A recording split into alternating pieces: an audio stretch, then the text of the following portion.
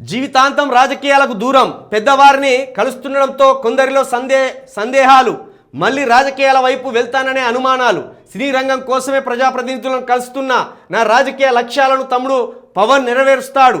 సినీ నటుడు చిరంజీవి కీలక వ్యాఖ్యలు. అయ్యా గిట్లనే అన్నావు రాజకీయాలకు వచ్చినప్పుడు, నిన్ను చూసి మేము కూడా ప్రజారాజ్యం జెండా పట్టుకొని ఉరికినాం కాకతీయ యూనివర్సిటీలో.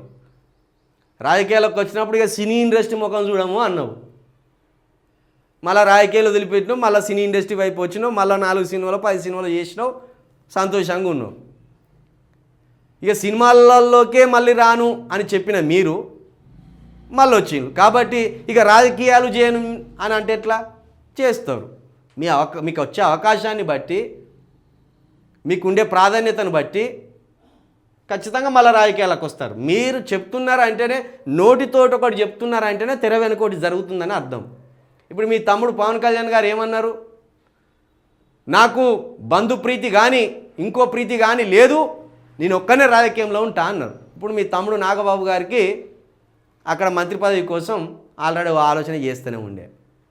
ఇప్పుడు చిరంజీవి గారిని ఏం చేయాలనుకుంటానంటే గవర్నరో లేకపోతే ఇంకోటో చేయాలని ఆలోచన చేస్తాను. రాజ్యసభ సభ్యుడో గవర్నరో ఏదోటి చేయాలని చూస్తున్నారు. చూద్దాం మరి. సినీ ఇండస్ట్రీలో 100% అనేక జనరేషన్స్కి స్ఫూర్తి చిరంజీవి గారు. కానీ రాజకీయాల్లో మాత్రం చిరంజీవి గారు రాజకీయ పరిజ్ఞానం లేక జీరో అయిపోయాడు. ఇప్పుడు ఏమంటాడు? నా రాజకీయ లక్ష్యాలను తమ్ముడు పవన్ నెరవేరుస్తాడు. లక్ష్యాలు అంటే ఏమున్నాయి? ముఖ్యమంత్రి సీటు.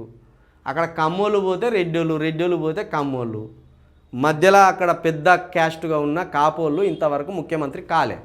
కాబట్టి ఆ లక్ష్యాన్ని పవన్ కళ్యాణ్ నెరవేరుస్తానని ఆశపడుతుంది. ఎందుకంటే ఆ లక్ష్యాన్ని గతంలో దాసరి నారాయణరావు గారు ఫుల్ఫిల్ చేస్తారేమో అనుకున్నారు.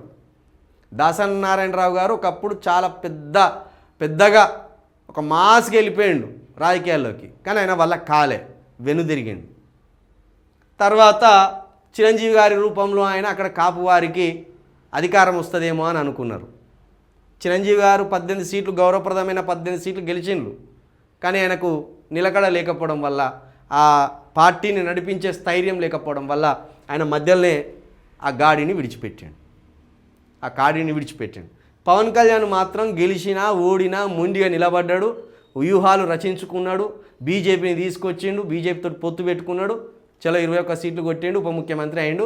నెక్స్ట్ ఆయన లక్ష్యము ముఖ్యమంత్రి సీటు. అది తమ్ముడు నెరవేరుస్తాడని చెప్తున్నాడు చిరంజీవి గారు.